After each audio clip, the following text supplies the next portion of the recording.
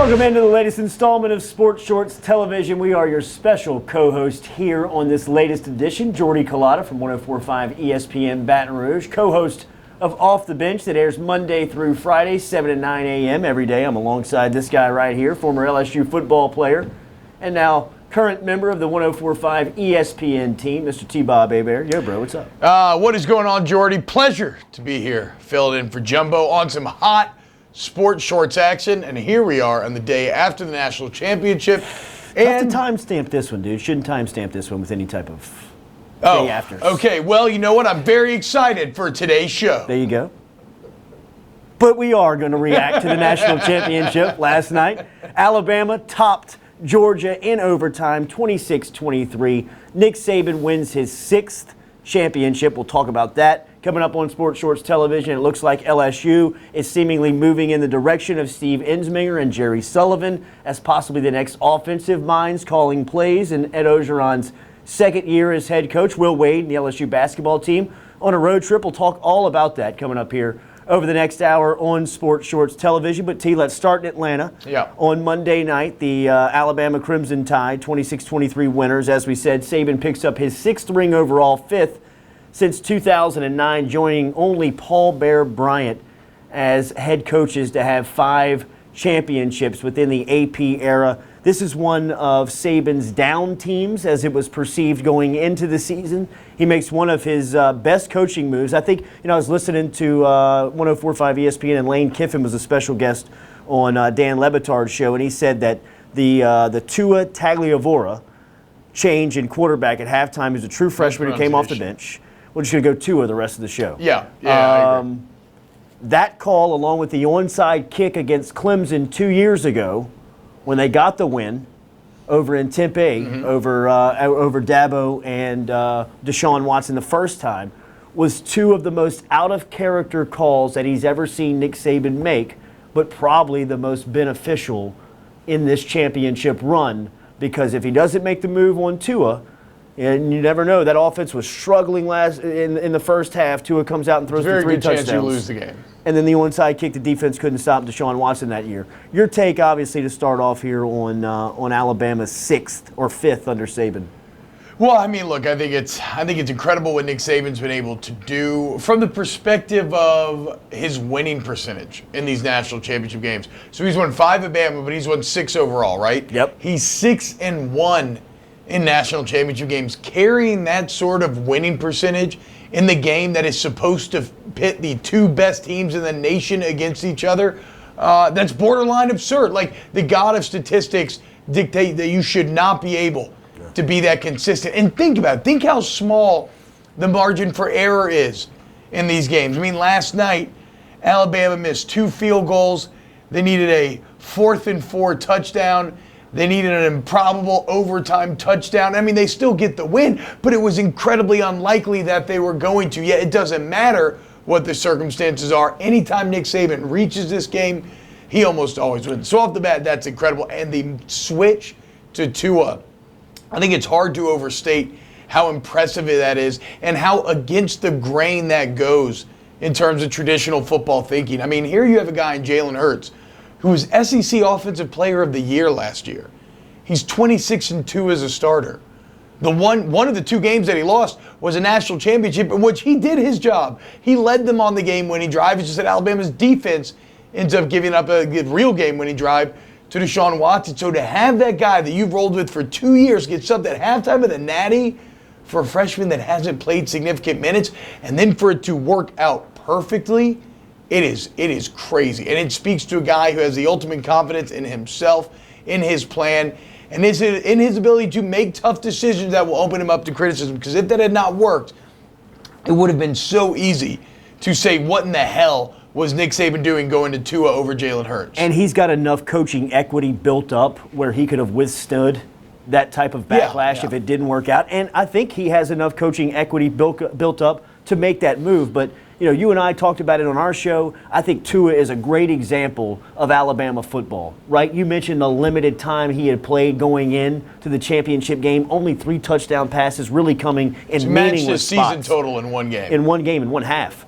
really, of the national championship. But Tua is a 5-star athlete from Hawaii, so outside of the recruiting region that you would recognize and really relate with the SEC and Alabama, even its dominance on the recruiting trail, to go and get a 5-star out of Hawaii, bring him in, sit him behind the SEC Player of the Year, develop him all the while, then have the confidence in the national championship game at halftime because of an offense that you've run all year and gone undefeated with or one loss with, it is because you knew you couldn't run the ball. Yeah, he couldn't run. Couldn't run. I mean, Jalen Hurts, your best runner, right, through the season, was being bottled up. To have the confidence to go to him and understand that he's developed enough, right? Yeah. Through his true freshman season, your coaching staff has developed him up to a point where you have the confidence to look at him in the locker room and say, hey, man, we're riding with you with the championship on the line for the next 2 quarters. Are you ready? And he responded, and I think that's a great example of what Alabama football has become in our generation of watching college football. Out of the BCS era, going into the playoff era, Alabama has been so dominant that it's tough to relate it to anything that we've seen in sports outside of the Patriots, right? I mean, outside of the Patriots, and it's almost it's almost a little different from the Patriots in the sense that I'll tell you, it's a little bit more combusted. I mean, it's a little bit more in a shorter span. I mean, the Patriots, while so impressive that it's been, they sustained dominance. I mean, it's probably I would say why the Patriots is more impressive is because you were dealing with a cap system. Yeah. So there's by design there should be more parity there, and just because Alabama is so good at recruiting, they're going to be vastly more talented than almost every team they play on Saturday. But it doesn't matter, dude. Yeah, 5 championships in 9 years. It's unbelievable. It speaks for itself. I hate it. I mean, it's basically like watching the guy who killed my dog go on to be like the most celebrated man of all time, and everybody talk about how great he is. But the only way to be a true hater is if you're not willing to give credit where credit is due. And the bottom line is that obviously Nick Saban and his team deserve a lot of credit. And look, the whole Tua switch, I think, for an LSU fan, it is salt in the wound. And of course, like everything else on this earth, it goes back to 2011, where your head coach in 2011 for LSU was afraid to make a quarterback change to the SEC's most efficient passer that season. And they made a quarterback change to a true freshman who had thrown 3 touchdowns on the year. And it worked out perfectly. So it's once again just another point of frustration, and it drives home the point about just how far LSU is away from Alabama. I mean, they're not even in the same conversation anymore. They finished ranked 18th. LSU is a teens team. That's who they are nowadays. They are consistently middle of the pack teens team, and that's impressive for a lot of schools. Being a consistent top 25 guy, a lot of schools would take that. It's not going to fly at LSU over the long term. Well, especially with the campaign that the current coaching staff was running their regime and their candidacy on just a year ago. We'll talk about that coming up with us here on Sports Shorts Television. Yeah, and so the depressing part about last night, too, Jordy, to me, was on display is that this dominance from Alabama and Saban, it's not going anywhere, man. On that final touchdown with Tua, which it looked like he had ruined the game taking that sack. On that final touchdown, you had 6 true freshmen on the field. The leading receiver, the leading passer, the leading rusher last night, all true freshmen. Game-winning touchdown, Devontae Smith, and a meat kid, true freshman. The left tackle, literally every important position on the field. Left tackle, quarterback, running, receiver. I mean, those are your most important positions. Every single one of them was a true freshman, and they just won the national championship. And that's against a Georgia team that was made up exclusively of upperclassmen. I mean, that's why this hurts so badly for Georgia fans, is that this was the shot. This was the year. And yeah, things look way brighter. And look, Kirby Smart probably gets him back there, but all roads still lie through Alabama. And this was Alabama as weak as you're going to find. And what did it mean in the end? It meant nothing. 6 true freshmen out of 11 players. So if you think the Crimson Emperor's reign is coming to an end anytime soon, sad to say, I don't think that's the case. Not 10 minutes after Alabama put a bow on the 2017 football season with another championship, 5th under Saban, Las Vegas came out with their odds for 2018's college football run at the championship. And you guessed it, you know who sits atop. Alabama at 3-1.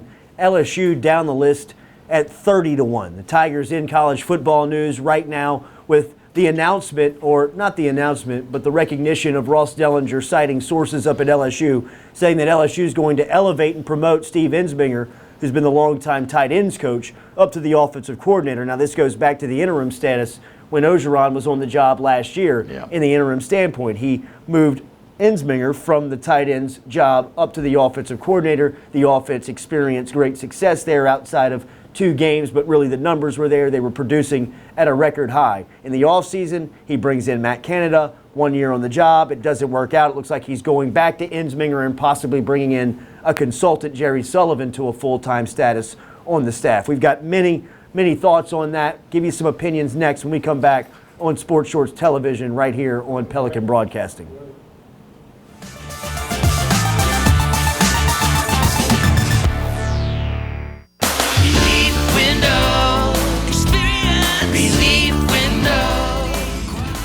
When my wife and I started Relief Windows, what we were trying to do, what our goal was to give a quality job to a homeowner. Everybody's scared of contractors. We wanted to change the mold of what that is. Not showing up on time, not answering the phone, somebody running with your money. The reason why you should pick Relief Windows to do your renovation of your home, windows, doors, hardy plank, or siding, is because of the experience, quality service of our company. Service is everything we have. It's the foundation of our company. We're going to show up on time. We're going to do the job right. Over 60% of our customers is customer referral. We're a local company here in Baton Rouge, built in Baton Rouge, staying in Baton Rouge. Okay. The job's not done until you're happy and we're happy. It's built the old-fashioned way, with a handshake. Here at Relief Windows is honored to be official window, door, and siding company of LSU Athletics, from one winning team to another.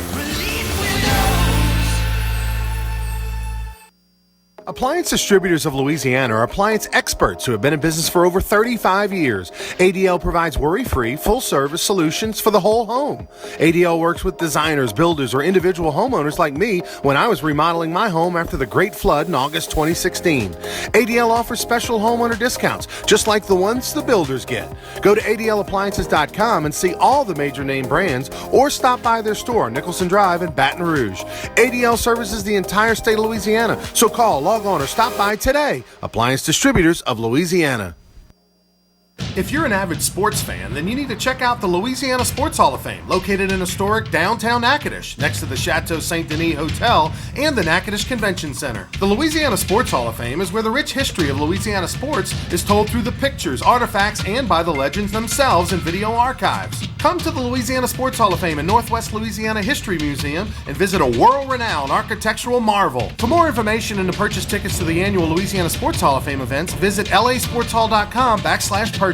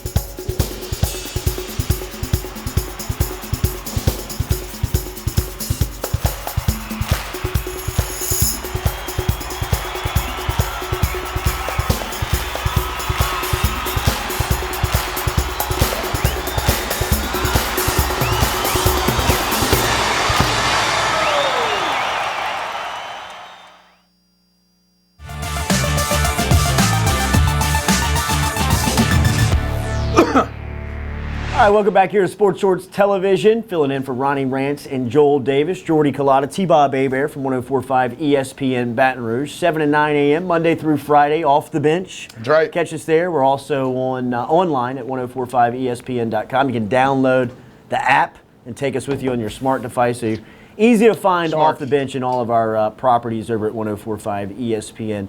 Talked a little bit about the LSU situation in our opening segment there, T. We were reacting a lot to Alabama claiming their fifth national title since 2009 in it. But LSU has been in the news cycle here in the postseason following their bowl loss to Notre Dame. It all kind of started with the lead up and build up to that game with the rumors surrounding Matt Canada. You and I have been talking about it on our show for a while that we expected Canada to be out at some point following this season. We were kind of surprised that he actually made it to the bowl game, but LSU announces it. Like, maybe we start there. Like, I don't mean to interrupt, but like, No, go ahead, man. In the light of the Matt Canada departure and the announcement, why did it get dragged out so long?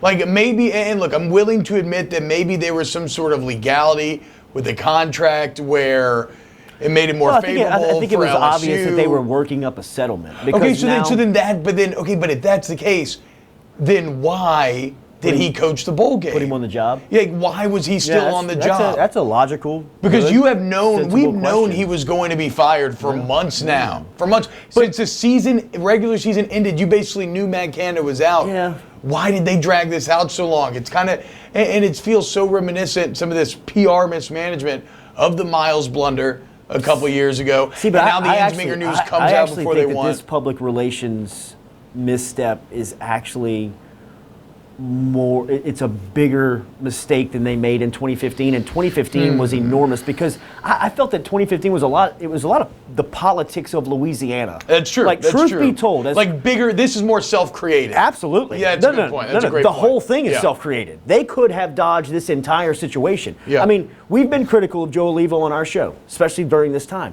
In 2015, I can tell you, I was not critical of Joe Leva because what he did is exactly what his job title says he does, right? I mean, to make the athletic program better from a financial standpoint, better from an athletic and competitive standpoint, and he saw the deterioration of the football program. You just mentioned it, six straight years within the teens of the AP. I think you fold. maybe 12 1 year and Okay. 12 or 13. If I'm not in the teens, I'm in 12. Yeah, or Okay, unranked. right? 1 year of unranked as well. So that kind of take the high and low out of it. So you see where it was heading, Yeah. where it was at the time. And Joe Oliva said, you know what?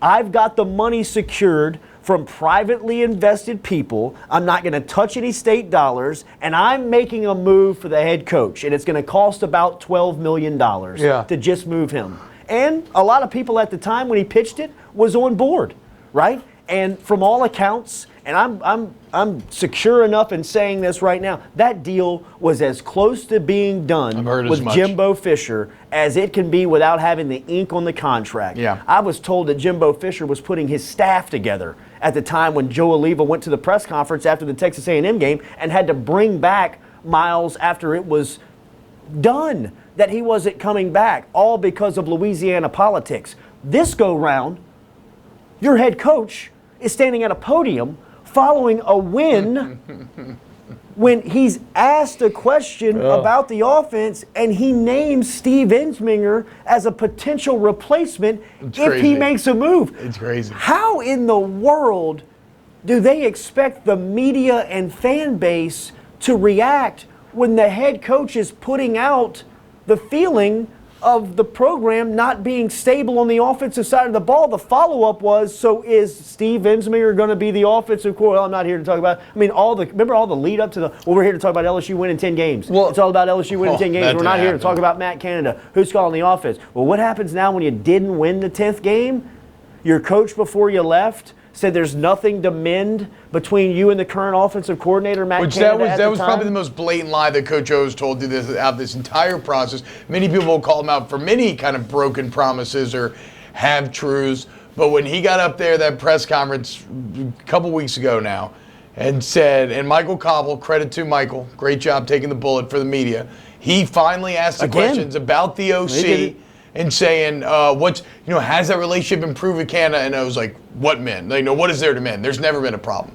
Patently untrue. Obviously, there's a major issue. You just split with your offensive coordinator, supposedly a Broyles Award finalist, to the tune of $1.7 million guaranteed, just because there was a relationship problem. It wasn't even on the field issues. Look, Matt Canada's not blameless when you look at his record and how quickly he has moved on to job to job. He obviously grates on people. He has trouble getting along with people.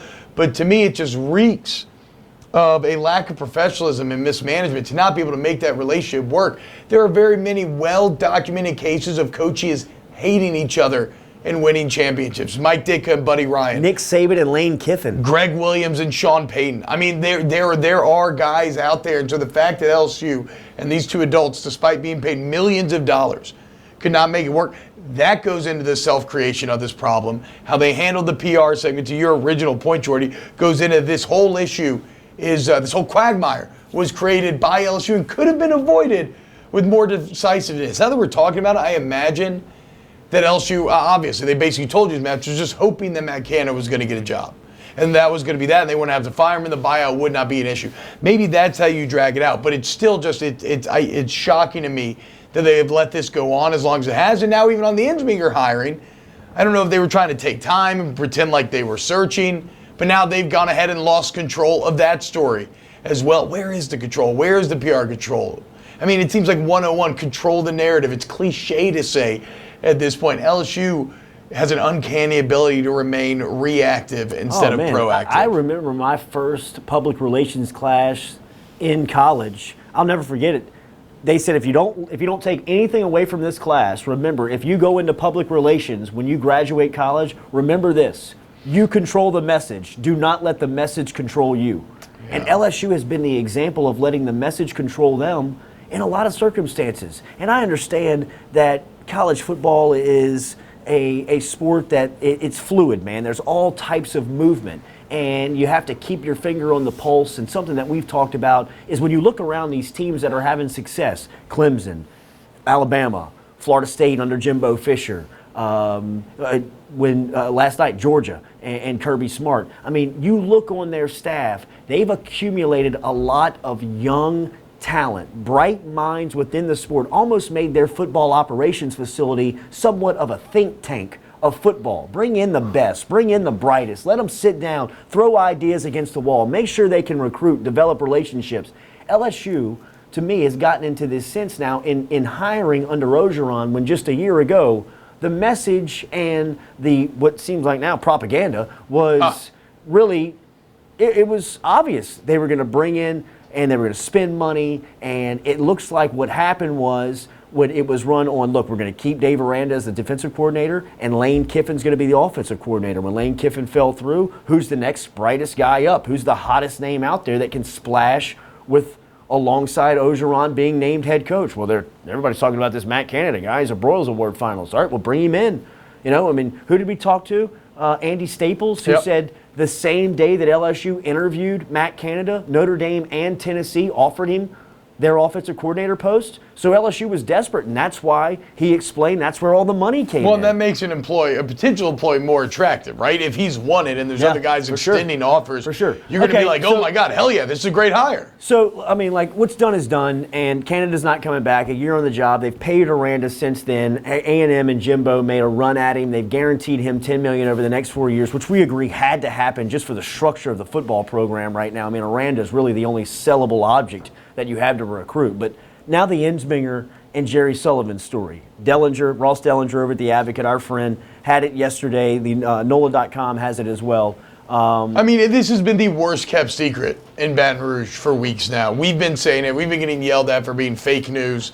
It's come to pass. It happened. And what's kind of funny is, like, everybody's acting so taken aback and shocked by this. And I get it because it is in direct opposition, as Jordy said, to the campaign from last year. But Coach O told you who he wanted for his offensive coordinator. He told you after the final game of the season. He literally said Steve Insminger. So it should come as a surprise to no one that he is going to be the man that gets the job. I think people are surprised to hear Jerry Sullivan. Sullivan is 73 years old. He served as a consultant for LSU. If you look at his resume, you will not find a more impressive football resume from a coaching standpoint out there. I mean, he's got long tenured, long history in the NFL. He's got a lot of respect. I think he's been an offensive coordinator one time with the San Francisco 49ers back in like 1994.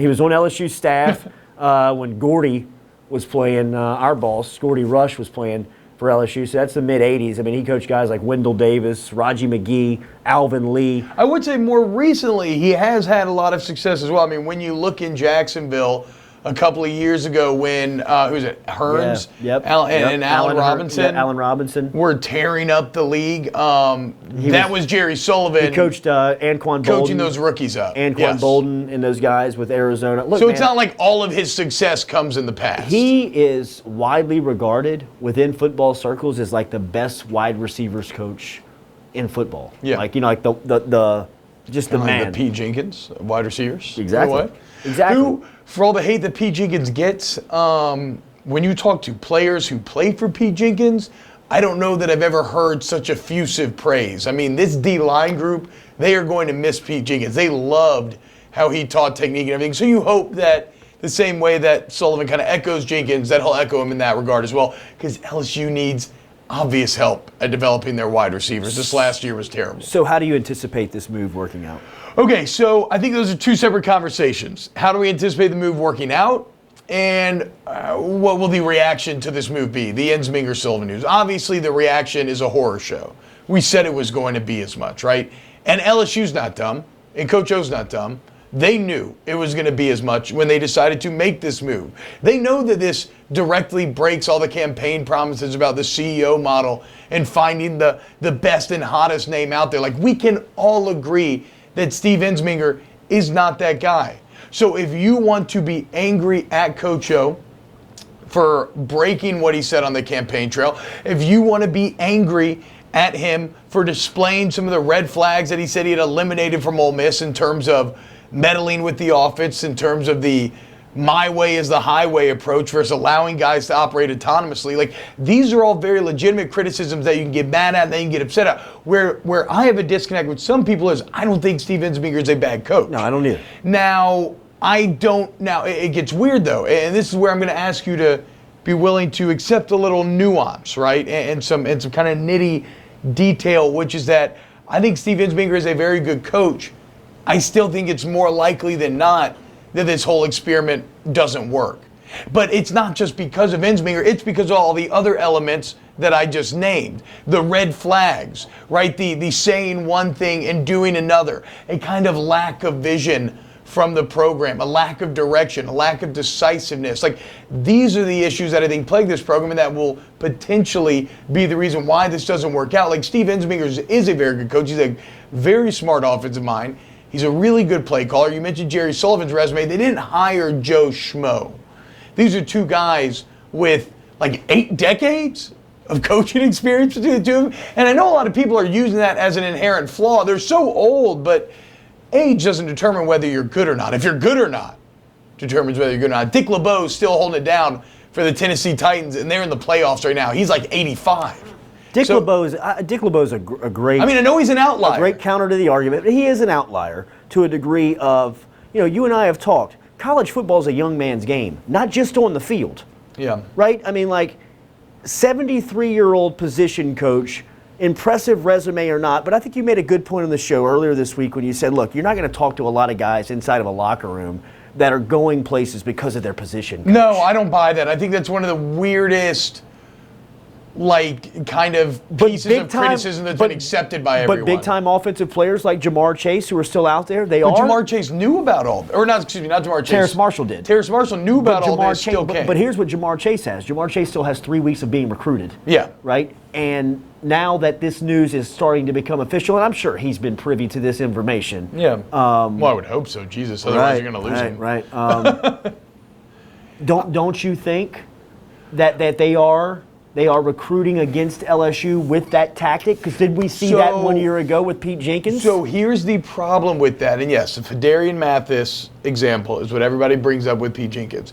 The problem with that is people are saying, okay, this recruit didn't go here because of Pete Jenkins. No.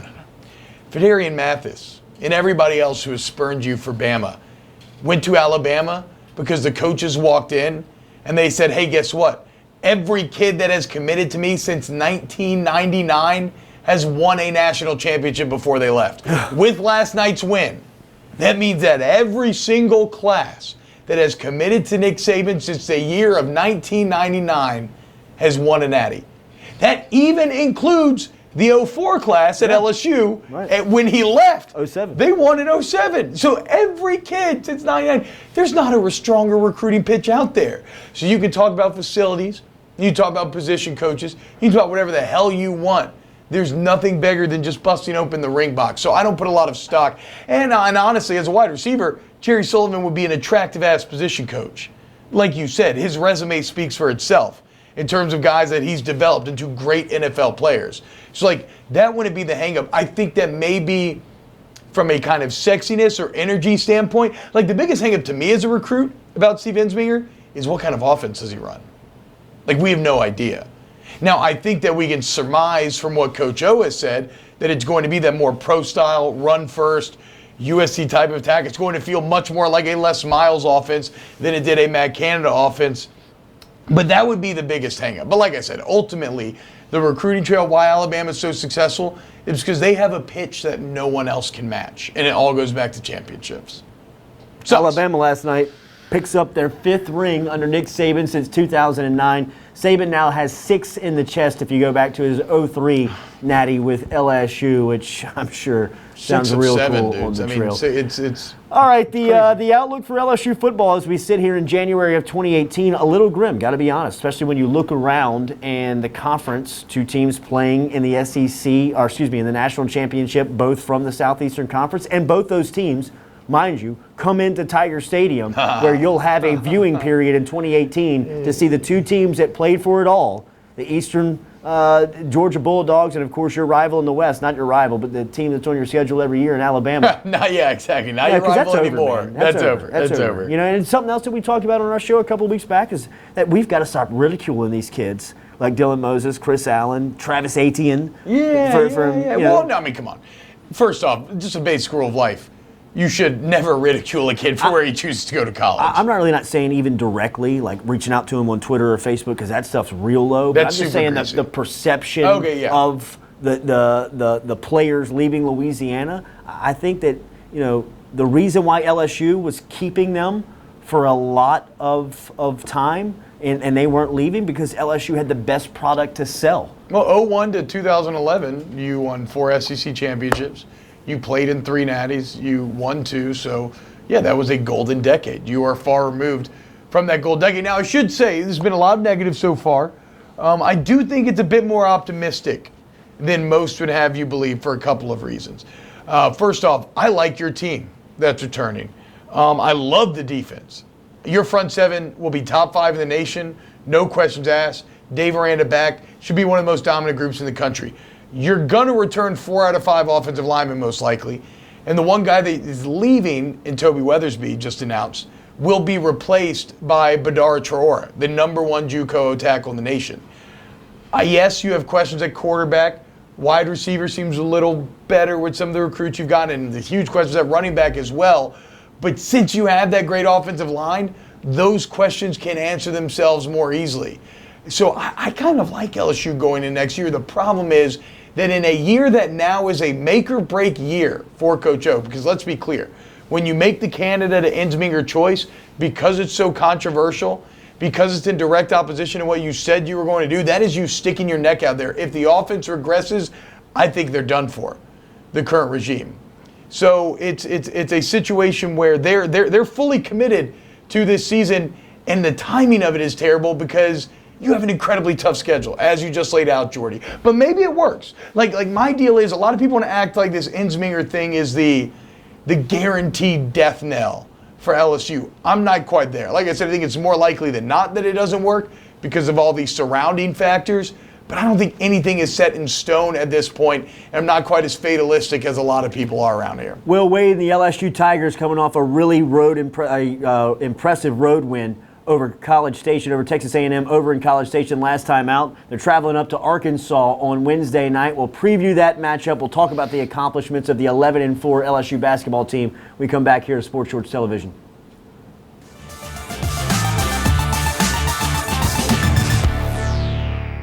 At Peak Performance Physical Therapy, we treat the athlete in everyone, from the Grand Slam hitter to grandparents. If your doctor prescribes physical therapy, ask for Peak Performance by name, getting you back in the game of life. Relief Window. Experience Relief Window. When my wife and I started Relief Windows, what we were trying to do, what our goal was to give a quality job to a homeowner. Everybody's scared of contractors. We wanted to change the mold of what that is. Not showing up on time, not answering the phone, somebody running with your money. The reason why you should pick Relief Windows to do your renovation of your home, windows, doors, hardy plank, siding, is because of the experience, quality service of our company. Service is everything we have. It's the foundation of our company. We're going to show up on time. We're going to do the job right. Over 60% of our customers is customer referral. We're a local company here in Baton Rouge, built in Baton Rouge, staying in Baton Rouge. Okay. The job's not done until you're happy and we're happy. It's built the old-fashioned way, with a handshake. Here at Relief Windows, it's an honor to be official window, door, and siding company of LSU Athletics, from one winning team to another. BR Mattress Company is the only name you need to know when looking to buy a mattress anywhere in Louisiana. BR Mattress Company is located in the Live Oak Shopping Center on Florida Boulevard between North Foster and Acadian. BR Mattress Company offers all the top name brands at 50 to 75% off retail prices. That's a $5,000 mattress for only $1,500. BR Mattress Company is open 7 days a week, and owner Mitch Kimball and his staff will provide you with laser-like service and a PhD in mattress education. If you want the best night's sleep of your life, go see the experts, Baton Rouge Mattress Company.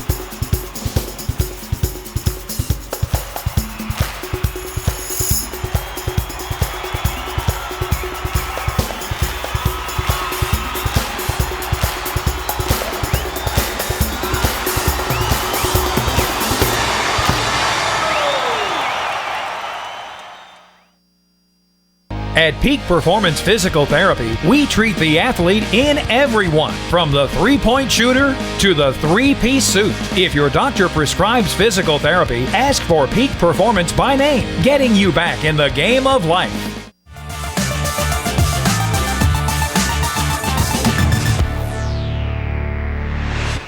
All right, welcome back in here to Sports Shorts Television. Jordy Collada and T-Bob Hebert filling in for Ronnie Rance and Joel Davis here on this latest edition. Remember, you can always follow us on Twitter at 1045ESPN, at Jordy Collada, at T-Bob53. At OTB_ESPN. That's right. Make sure and give us a follow. Forget about the 1045. We're splitting off, making our own Twitter with our own Off the Bench feed. New Orleans Saints traveling up to Minnesota this weekend to play off the divisional playoff round as they took care of the Carolina Panthers for the third time this season. Last time out in the wild card game to advance. Man, what an accomplishment to beat Carolina 3 times. I know there was a stat that you were reading after the game. It's my favorite stat of the week. It's a great stat. It's my favorite stat of the week. It's just think about this. It's a great stat. Carolina finishes the season 11-6. If you take away the 3 times that that New Orleans beat the Panthers, they finish 11-3 with wins over the Falcons, the Packers with Aaron Rodgers, the Vikings, and the Patriots. An 11-3 team with those quality wins, you are not supposed to be able to beat that team 3 times in a year. So all this talk of like sweep in the Saints team, it's hard to overstate just how impressive that accomplishment is. And I know that it's just a bit of a match-up nightmare as for Carolina versus New Orleans, but still in a league like the NFL where the dividing line is so thin and any upset can happen on any single day, like it's incredible. So everybody on Airline should pat themselves on the back and should feel well-deserved in all the praise they've earned. Love the Carolina win because your 2 stars, your 2 veteran stars, Drew Brees and Cam Jordan, were really the guys that you rode to the W. Brees with just a vintage Drew Brees day, 3 scores, 370 yards. Did have the interception late in the game, but Cam Jordan, and the interception was actually a good play. It was a great play. Throwing it down the field. Yep. As we saw last night, you have to get rid of the ball sometimes. Like Jake Fromm ends up getting bailed out by his kicker after taking the sack in OT, and then obviously Tua, after taking the sack, just ends up throwing a touchdown, somehow bails himself out. But for Brees on the 4th, you see too many quarterbacks panic and not get that ball off. Throw it up, throw it in play, hope for a penalty, hope for something good to happen. Maybe the guy picks it off and they don't review it and it ends up winning you a little field position. Yeah. So Yeah, it works. So the interception doesn't really mean anything against the quality of game he played. Cam Jordan with another solid day. Jordan is Deuce McAllister, who breaks down the Saints for us each week on Off the Bench, said at times Carolina was throwing 3 guys at him. They were chipping with the running back. Crazy. They were double teaming with the tackling guards. I mean, they were trying everything they could to contain Jordan. And just another solid day for what hopefully is the NFL's Defensive Player of the Year. 3 tackles, sack, 2 batted passes, constant pressure. But it's more than that. So not only is he statistically producing, but as you pointed out at the very beginning, he's doing that with a massive amount of the opponent's resources being committed to stopping him. So he's not just creating for himself, Jordy, he's creating for others. Why do you think you see David Onyemata, Sheldon Rankins, whoever's been the opposite end, whether it's Alex Okafor or Haoli Kikaha before those guys got hurt, Trey Hendrickson, like the reason why these other guys are having more success is because they're having to sell out to try to stop Cam Jordan, and they still can't stop Cam Jordan. If you are a Saints fan and you want the best and most fun way to watch the New Orleans Saints defense, watch Cam Jordan every single play. Every play. It's a masterclass in effort, speed, size, quickness, strength. It's unbelievable, and this man is at his prime right now. And so, yes, it was nice to see your best players show up when it mattered most. And as far as Breeze goes, Carolina, one of the more odd stats out of the first 2 matchups with the Panthers was that Carolina is a top 5 rush defense in the entire NFL. The only team to have success on the ground against them were the Saints. They put up 150 plus both of those first 2 matchups. Realize this, the Panthers said, screw it. I know we've been burned by Breeze in the past, but this year it seems like it's all about Kamara and Ingram. We're going to sell out to stop those guys. We're going to see if the old man can still get it done. And, well, sure enough, he did, and it's highlighted by the Ginn 80-yard touchdown where Ted Ginn was his 3rd read on that. Yeah. He only went there. Ginn was supposed to be a decoy. He only went there because he noticed a subtle false step from the cornerback that he knew would allow him to be open. I mean, it's insane how the level that Breeze operates on, which is why next week's game, this is incredibly reductive. It does not tell the whole story, but from a Saints perspective, it's hard not to like the sound of Drew Brees versus Case Keenum with an NFC Championship appearance on the line. It's scary, the defense that Breeze will have to navigate through when you talk about Minnesota. They're tops in the league in total defense, yards allowed per game, rush defense, pass defense. They are in top 3 categories of all. Yeah, number 1 in scoring, number 1 in total yards, and number 1 in opponents' 3rd down conversions. Opponents convert just 25%. That's the scariest number. That you have a 1 in 4 chance of getting a first down. And oddly enough, for as great as the Saints team has been, and despite the fact that Drew Brees just became the most accurate single-season passer in NFL history, the Saints have not been great on 3rd down this year. That's actually one of the areas in which they've struggled. So it's I don't know exactly how this is going to play out because, first off, Minnesota dominated you so badly the first game, but I don't really put much stock in that because I feel like these 2 teams are vastly different. But the question is Minnesota's defense good enough to overcome that gap that we just talked about between Case Keenum and between Drew Brees? And what Minnesota's defense is going to have to do, can you stop the run with 7 men in the box without having to overcommit like the Panthers did? And then can you get pressure with 4? Because every elite quarterback from Tom Brady to Aaron Rodgers to Drew Brees, the only way to beat them or the best path to beating them is to be able to drop guys in coverage and still make them uncomfortable in the pocket. And look, the thing is they probably can apply pressure with 4, with Daniil Hunter, with Everson Griffin, Lingval Joseph on the interior, just a massive Tayshaun guy. Bowers getting a lot of run. Tayshaun Bowers. And the Joseph thing becomes even more worrisome in light of the Andrews Pete news. And that's probably what's going to do the Saints in this year. You have to have good injury luck to win a championship. They now have, I want to say, 6 of 11 on defense. 6 of the original 11 starters on defense on IR. And I guess with some of the offensive player, the number probably bumps up to like 9 or 10. Well, who are we talking? We're talking Andrews Pete, which was a devastating injury, man, because Pete was having such a good year when you think about his production. Well, it sucks for Pete because he had such a rocky start to his relationship with New Orleans Saints fans. And I was kind of like, guys, he's a rookie. Like, let's let this guy develop a little bit. And sure enough, he's developed into a very good guard. Now, he's never going to play tackle. I mean, I think guard is where he'll have a lot of success in this league. But yeah, now with it should be noted though, broken fibula, which I believe is what he has. If there's no ligament damage, that's really not too bad of an injury to recover from. Get a plate, a few screws, and a couple months later, you'll be good to go. All right, so New Orleans hits the road to the site of Super Bowl 52 to take on the Minnesota Vikings in the divisional round this weekend. Will Wade and the LSU basketball team taking off to take on Arkansas for their midweek matchup in conference, as now the Tigers sit 1-1. We'll break that down next here when we return to Sports Shorts Television.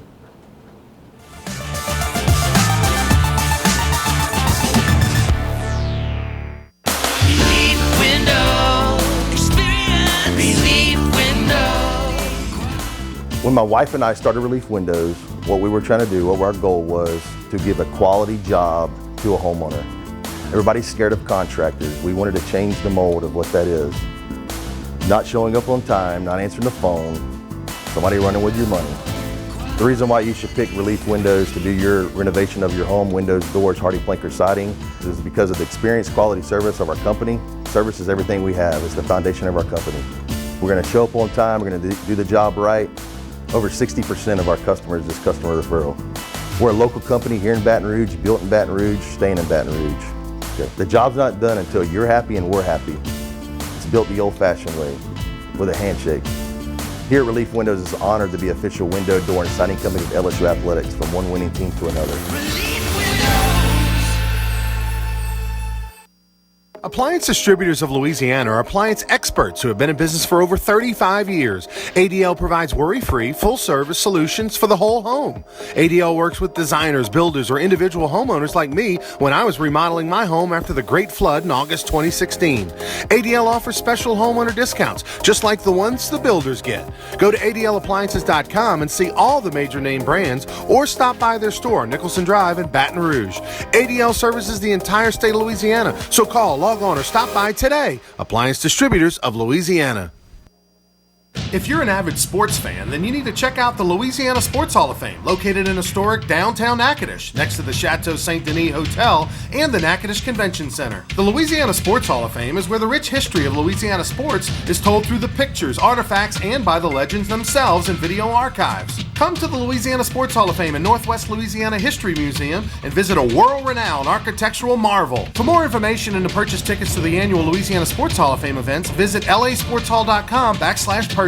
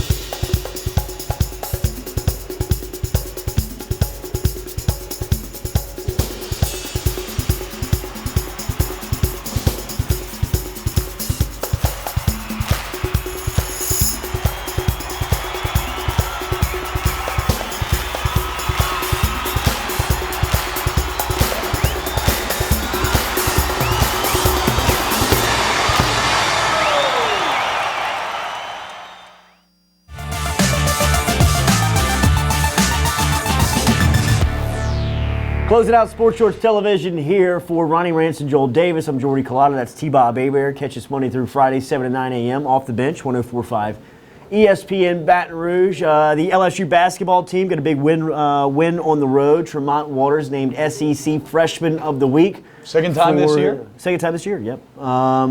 Waters is, how about his numbers last week? He averaged 19 points. Pretty good. 8 rebounds. Pretty shocking. 3 assists and 1 steal. Yeah. I mean, isn't that a great testimony of who he is? I mean, he's probably my height. Yeah, no, maybe a little bit shorter than me, which is cool. But he may be the hottest point guard in the country, man. Forget his class. Yeah, no, I mean, look, man, he's incredible, and it's all highlighted by that A&M game the other night. Is it though? Yeah, I mean, look, I would say we've seen him do it all throughout the season. Yes, but on the heels of the Kentucky game where he was very good, but down 3 at the end of the game, the 3 that he took was not great. He tried to pump, get the guy off balance.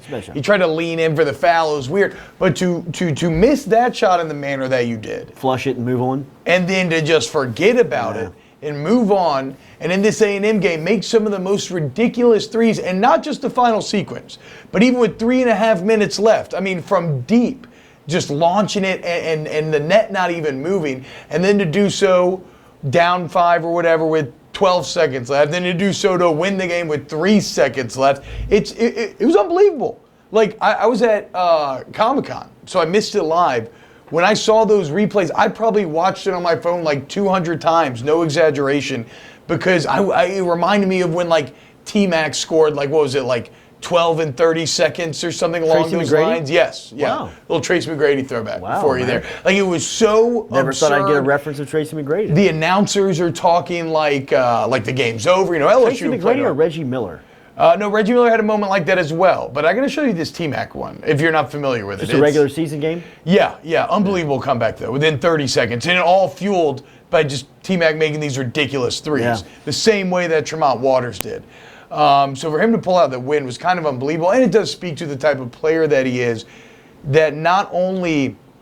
Where he's weird is not only does he love that moment and love being the guy that all the game's going to come down on, but if he's not on it that night, or maybe he's not scoring, he still finds ways Impact to be productive. It's like what John Brady told us. Yeah. He'll still go out there and get 9 assists if he's only got 6 points, and he's not going to be upset after the game as long as they win. Well, and even his soundbite following the A&M game, the first media availability LSU basketball had, so that game was on Saturday. They fly back Saturday night, then Sunday afternoon. So Monday afternoon, they meet with the press, and the media steadily just shoving microphones in his mouth, begging him to say something about the shot.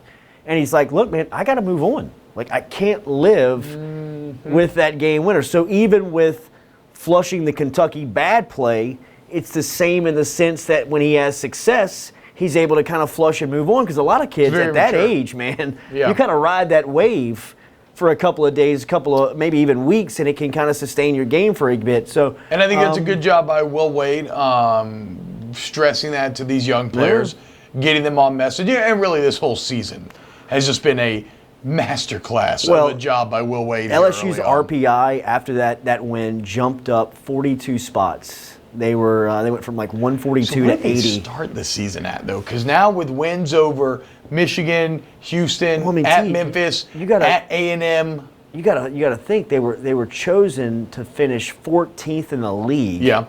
True. So the respect just regionally was down from a national standpoint after the way that they had played the past couple of seasons under Johnny Jones. I mean, LSU basketball was so far off of people's radar that I think that's really what made the job pretty attractive to a guy like Will Wade because of his work ethic, because of his principles, because of the way he teaches the game. I mean, I think that there's going to be an automatic improvement just because he cares.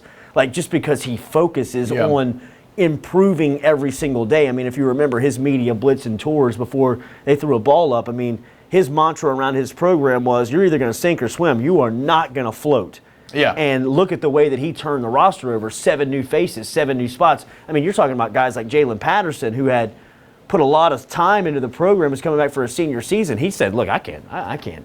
It's too much. I mean, it's too much from a work standpoint. It's too much accountability, and from where that team was coming from. He came up in one system, and you get used to the rules of that system and kind of maybe how lax it is. And Shocked the whole deal. Some people don't want to accept the new culture, and then other guys do. Like, who did he talk about consistently throughout his buy-in?